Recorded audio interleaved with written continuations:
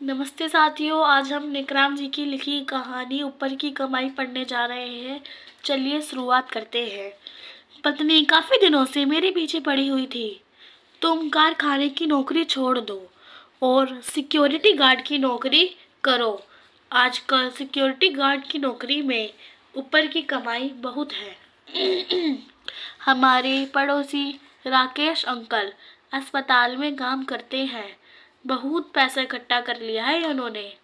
मैं आपकी नौकरी की भी बात उनसे कर दूंगी। तुम्हें वही नौकरी करनी होगी। उस दिन मैंने भी सोच लिया, चलो पत्नी का कहना मानकर देख लेता हूँ। पत्नी आज बहुत खुश थी। सरकारी अस्पताल में गार्ड की नौकरी का आज मेरा पहला दिन था। टिफिन में 4 रोटी और अचार रखकर मैं दोपहर के 12 बजे अस्पताल पहुंच गया। गेट पर ही मेरी मुलाकात एक सिक्योरिटी गार्ड से हुई, जिसका नाम राकेश था। यह नौकरी इन्होंने ही मुझे दिलवाई थी। मुझे देखते ही कहा, आओ नेकराम जी, कैसे हो? रास्ते में कोई दिक्कत तो नहीं हुई? मैं थोड़ा मुस्कुरा दिया। हालांकि बस की भीड़ भाड़ और बस में सीट ना मिलने की वजह से खड़े खड़े टांगे दुखने लगी थी। लेकिन मैं राकेश जी से इस बात का जिक्र नहीं करना चाहता था। मैंने बोला, हाँ मैं ठीक हूँ। उनकी उम्र 40 साल के आसपास थी और मैं 30 बरस का। मेरी पत्नी उन्हें अंकल कहती थी, मगर मैंने उन्हें भाई साहब कहना उचित समझा। राकेश जी ने मुझे अस्पताल के भीतर उंगली दिखाते हुए रास्ता समझा दिया। कुछ ही दूरी पर गार्ड रूम बना हुआ है, वहीं पर ही सुपरवाइजर मिल जाएंगे। उनका नाम रंजन सिंह है। अस्पताल में बहुत चहल पहल थी। एम्बुलेंस बार बार आती जाती दिखाई दे रही थी। 2-4 पुलिस की गाड़ियां भी घूम रही थी। यह अस्पताल दिल्ली के कैंप में स्थित है। वहां पर बोर्ड भी लगा हुआ था। उस पर लिखा था राजन बाबू हॉस्पिटल। मैंने चारों तरफ नजर घुमाई। अस्पताल तो काफी बड़ा है। अंदर एक मंदिर भी है और वहां पर 6-7 एम्बुलेंस भी खड़ी हुई है। तुरंत ही वहां पर मुझे गार्ड रूम दिखाई दिया। वहां और भी कुछ नौजवान वर्दी पहने हुए दिखाई दिए। उनके पास जाकर मैंने भी अपना नाम बता दिया, तो उन्होंने मुझे कमरे के भीतर भेज दिया। सुपरवाइजर ने मुझे पहचान लिया। मेरा आधार कार्ड और मेरा पहचान पत्र वहां पर पहले से ही जमा था। राकेश जी ने व्हाट्सएप के माध्यम से मेरे डॉक्यूमेंट सुपरवाइजर को भेज दिए थे। सुपरवाइजर ने मुझे वर्दी दी और मेरी लंबाई देखकर कहा, तुम्हें इमरजेंसी गेट पर बिठाना होगा 2 बजे से रात के 10 बजे तक। और एक बात ध्यान से सुनो, गार्डों का कोई लंच नहीं होता। जब भूख लगे मौका देखकर खा लेना। जगह जगह अस्पताल में ठंडी पानी की मशीनें लगी हुई है। पानी वहीं से तुम्हें मिल जाएगा। हाथ में डंडा लिए मैं इमरजेंसी वार्ड की तरफ चल पड़ा। हम इमरजेंसी गेट पर पहुंचने के बाद वहीं गेट पर एक बेंच पड़ी हुई थी। बेंच के पीछे एक बड़ा सा पेड़ था। उसी पेड़ की छाया बेंच पर आ रही थी। मैं बेंच के ऊपर बैठ गया। तभी अंदर से एक नर्स निकल कर आई। उसने कहा, तुम नए सिक्योरिटी गार्ड हो, यहाँ का रूल समझ लो। बिना अनुमति के कोई भी अजनबी व्यक्ति डॉक्टर के रूप में प्रवेश ना करे। यहाँ आसपास बहुत से आवारा कुत्ते हैं जो वार्ड के अंदर घुस जाते हैं। उन्हें तुम्हें बाहर ही रोकना होगा। वैसे तुम्हारा नाम क्या है? नर्स का चेहरा देखकर मैं सोच में पड़ गया कि मेरे गले में कार्ड लटका हुआ है, फिर भी मुझे नाम बताना पड़ रहा है। मैंने कहा, जी मेरा नाम निकराम है। आज मेरा पहला दिन है। तब नर्स ने बताया, मेरा नाम रेखा है। मैं यहाँ की इंचार्ज हूँ।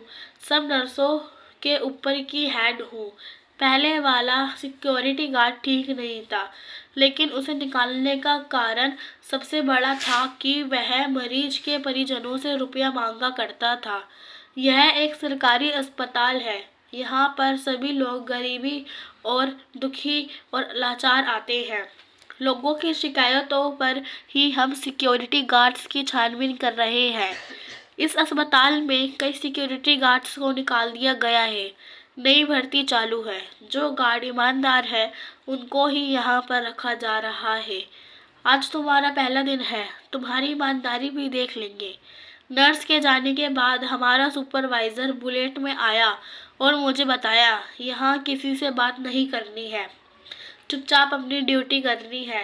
पहले जो सिक्योरिटी गार्ड ड्यूटी करता था वह यहाँ के लोगों से रुपये पैसे मांगता था। तुम्हारी कोई शिकायत नहीं आनी चाहिए। इतना कहकर सुपरवाइजर भी चला गया और मेरा एक छोटा सा मोबाइल था, बटन वाला। तुरंत कॉल आया घर से। पत्नी ने कहा, तुम्हें ड्यूटी मिल गई, ड्यूटी पर हो। मैं तुरंत पेड़ के पीछे चला गया और फोन कान में लगाकर बोला, हाँ मैं ड्यूटी पर हूँ, बार बार मत करो, आज मेरा पहला दिन है। अस्पताल का स्टाफ मेरी ओर ही देख रहा है। तब पत्नी ने कहा, 2 महीने से कमरे का किराया नहीं दिया, कोशिश करना ऊपर की कमाई हो जाए। तुम्हारी नौकरी लगाने के लिए भी सुपरवाइजर को पूरे 5,000 रुपये देने पड़े। मैं तुरंत फोन काटकर बेंच पर बैठ गया। तभी एक शख्स मेरी ओर आया, मेरे साथ बेंच पर बैठ गया और मुझसे कहा, मैं एम्बुलेंस चलाता हूँ, यह मेरा कार्ड रख लो, इसमें मेरा मोबाइल नंबर है। मुझे वार्ड के भीतर जाने पर सख्त मना ही है। इस अस्पताल में अक्सर बीमार लोग ही आते हैं। अब सबका इलाज ठीक से हो सके यह तो नामुमकिन ही है। इस अस्पताल में कोई ना कोई टपक ही जाता है। जी, मैं कुछ समझा नहीं, मैंने उस अजनबी व्यक्ति से कहा। तब मुझे याद आया, सुपरवाइजर ने कहा था कि किसी अजनबी से बात नहीं करना। मैंने थोड़ा साहस दिखाते हुए कहा, कृपया आप मुझसे बात मत कीजिए, मैं ड्यूटी पर हूँ। उसने जल्दी से मुझे बताया, मरीज के परिजन अगर कोई एम्बुलेंस मांगे तो मुझे कॉल कर देना, तुम्हें कमीशन मिल जाएगा, पूरे 500 रुपये। इतना कहकर वह चला गया और पीछे सुपरवाइजर भी आ गया। सुपरवाइजर मुझसे पूछने लगा, यह कौन था और तुमसे किस तरह की बातें कर रहा था? मुझे बताओ। मैं तुम्हारी थोड़ी उलझन में पड़ गया, लेकिन सच बताना जरूरी था। मैंने सुपरवाइजर को सब सच बता दिया।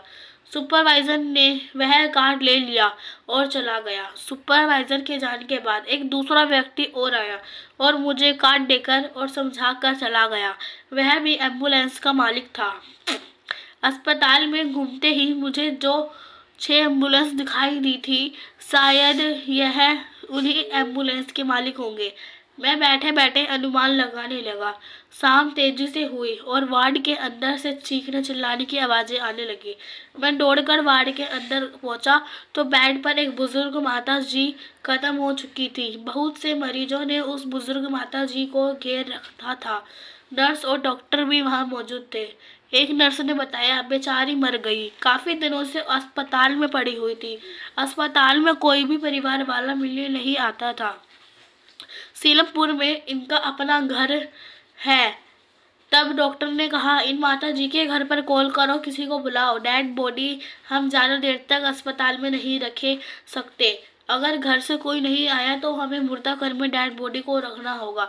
नर्स ने अपने रजिस्टर से उस माता जी का मोबाइल नंबर ढूंढ निकाला और कॉल लगाई। कॉल एक लड़की ने उठाई, वह शायद उसकी बेटी थी। आधे घंटे के बाद एक युवती इमरजेंसी गेट पर आकर रुकी। उसके आंसू थम नहीं रहे थे। गोद में एक बच्चा था और एक लड़की थी 4 साल की, बगल में खड़ी हुई थी। बच्चे कह रहे थे, नानी को क्या हुआ, नानी को क्या हुआ। मैं तुरंत उस युवती को डेड बॉडी के पास ले गया।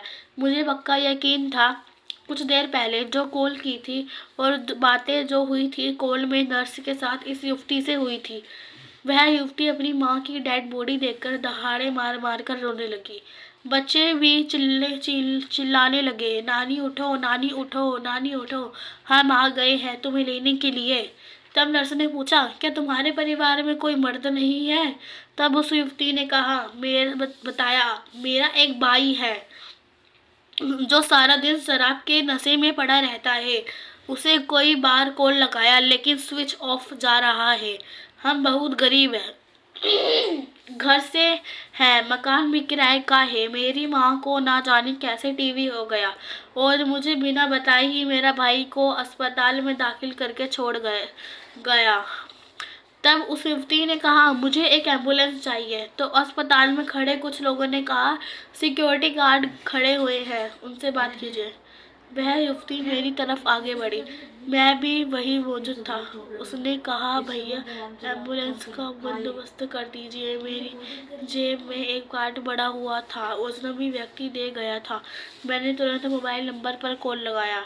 1 मिनट बाद ही एक एम्बुलेंस तेज रफ्तार में इमरजेंसी के गेट के अंदर दाखिल होती हुई दिखाई थी। एम्बुलेंस वाले ड्राइवर ने कहा कहाँ जाना है आपको? उस रोती हुई युवती ने बताया हमें सीलमपुर जाना है। तब ड्राइवर ने कहा सीलमपुर तो बहुत दूर है, 2000 रुपये लगेंगे। 2000 रुपये का नाम सुनकर युवती का चेहरा पीला पड़ गया। ड्राइवर ने कहा इतने ही रुपए लगेंगे, 1 रुपया भी कम नहीं होगा। तब वह कहने लगी मैं तो घर से खाली हाथ ही चली थी, केवल 100 रुपये ही मेरे पर्स में है। तब वही पास खड़ी एक औरत बोली सारी प्रॉपर्टी तो भाई को मिलनी है और माता का अंतिम संस्कार बेटी करने आई है, क्या जमाना आ गया है। तब दूसरी औरत बोली बेटों में हमदर्दी कहाँ होती है, जो बेटा अपनी बूढ़ी माता को अस्पताल में फेंक कर चला गया हो और मिलने भी ना आया हो, सोचो वह बेटा नहीं एक राक्षस है। तब वही तीसरी महिला भी खड़ी हुई थी, कहने लगी हम औरतों की जिंदगी में दर्द ही दर्द है, बेटी बनकर भी देख लिया और माँ बनकर हुई। इस दुनिया के सारे सुख तो पुरुषों के लिए ही है, महिलाओं के नसीब में तो केवल दुख ही दुख लिखे हैं। एक बेटी की दौलत नहीं अपनी माँ चाहिए, लेकिन लोग शादी के बाद उसे अपनी ही माँ से जुदा कर देते हैं।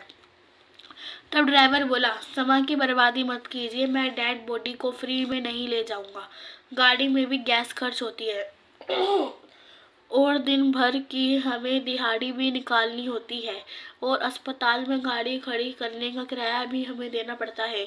तब वह युवती बोली ठीक है, आप मेरी माता जी को घर ले चलो, मैं घर से ही कुछ रुपयों का इंतजाम करके दे दूंगी। इतने में एक कमजोर और पुराने से कपड़े पहने हुए आदमी इमरजेंसी के अंदर चला आया। वह उस युवती का खुद को उसका पति बता रहा था। उसने तुरंत ड्राइवर से पूछा कितने रुपए? ड्राइवर ने बता दिया 2000। तब उस व्यक्ति ने कहा यह हमारी सासू माँ है, दबाद भी तो बेटा ही होता है। उसने तुरंत अपनी सासू माँ की डेड बॉडी उठाई और एम्बुलेंस में रख दी और वह एम्बुलेंस तेजी से अस्पताल के बाहर की तरफ निकल पड़ी। मैं डंडा लिए उस एम्बुलेंस को देखता रहा। मेरे पास ड्राइवर का मोबाइल नंबर था। मैंने मोबाइल करके बताया आप उस युवती से 1500 ही लेना। ड्राइवर का जवाब आया 500 तुम्हें भी तो कमीशन देना है, इसलिए मैंने 2000 मांगे थे। तब मैंने कहा मुझे नहीं चाहिए कमीशन। इस बोर्ड में उस बुजुर्ग माता के घर का मोबाइल नंबर हमारे रजिस्टर में जमा है, मैं पूछ लूँगा फ़ोन करके कि तुमने उससे कितने रुपए मांगे थे। तब ड्राइवर ने कहा ठीक है, मैं 1500 ही मांगूंगा। तब बेंच पर बैठे बैठे मैं सोचने लगा सीलमपुर जाने के लिए बस में मेरे 15 रुपये लगते हैं, मगर डेड बॉडी ले जाने के लिए 1500 रुपये, क्योंकि हम डेड बॉडी बस में नहीं ले जा सकते, ऑटो में नहीं ले जा सकते, टैक्सी में नहीं ले जा सकते और इसी वजह से एम्बुलेंस वाले भारी पैसा मांगते हैं। क्या सरकार डेड बॉडी घर पहुंचाने के लिए निःशुल्क सेवा कर सकती है या नहीं? लेकिन मैंने कसम खाई ऊपर का पैसा कमीशन के रूप में मुझे नहीं चाहिए। जिस समाज में हम रहते हैं वहाँ गरीब लोगों की मजबूरी का फायदा उठाना अच्छी बात नहीं है। किसी के घर मौत हो गई और आज का इंसान इतना गिर गया कि किसी के मौत होने पर भी कमीशन नहीं छोड़ना। तमाम विचार मेरे दिमाग में आते रहे और मैं अपने आप से ही सवाल करता रहा। रात के लगभग 10 बज चुके थे। वहीं एम्बुलेंस इमरजेंसी गेट के बाहर आकर रुकी और उसमें से ड्राइवर उतरा। वह सीधा मेरी तरफ ही आता नजर आया। बस मैं उसके मुंह से सुनना चाहता था कि उसने उस युवती से कितने रुपए लिए हैं। तब उस ड्राइवर ने कहा गार्ड साहब, जब तुम अपना कमीशन छोड़ सकते हो तो मैं क्यों नहीं? मैं डॉक्टर साहब का चेहरा गौर से देखते हुए बोला साफ साफ कहो क्या बात है? तब ड्राइवर साहब ने बताया उनके घर की हालत बहुत खराब थी। अंतिम संस्कार करने के लिए भी उनके पास रुपयों का प्रबंध नहीं था। मुझे अपने रुपये मांगने में भी शर्म आ रही थी। 20 मिनट तक तो मैं एम्बुलेंस खाली करने के बाद खड़ा रहा। घर में चीख पुकार मच रही थी। बच्चों की लगातार रोने की आवाज़ आ रही थी। मैं बिना पैसे लिए ही एम्बुलेंस को अस्पताल ले आया। मुझे ऐसे लगा जैसे वह मेरी माँ हो। फिर अपनों से क्या पैसे मांगना। गार्ड साहब, पहली बार लाइफ में मेरे साथ ऐसा हुआ है। इतना कहकर वह एम्बुलेंस लेकर चला गया और छुट्टी का समय हो गया था। मैं भी अपने घर की तरफ चल पड़ा। मुझे समझ नहीं आ रहा था एम्बुलेंस के ड्राइवर का किस तरह शुक्रिया अदा करूं। लेखक नेकराम, सिक्योरिटी गार्ड, मुखर्जी नगर, दिल्ली से स्वरचित रचना। अगर आपको हमारी वीडियोस पसंद आ रहे हैं तो कृपया लाइक कीजिए, सब्सक्राइब कीजिए। धन्यवाद।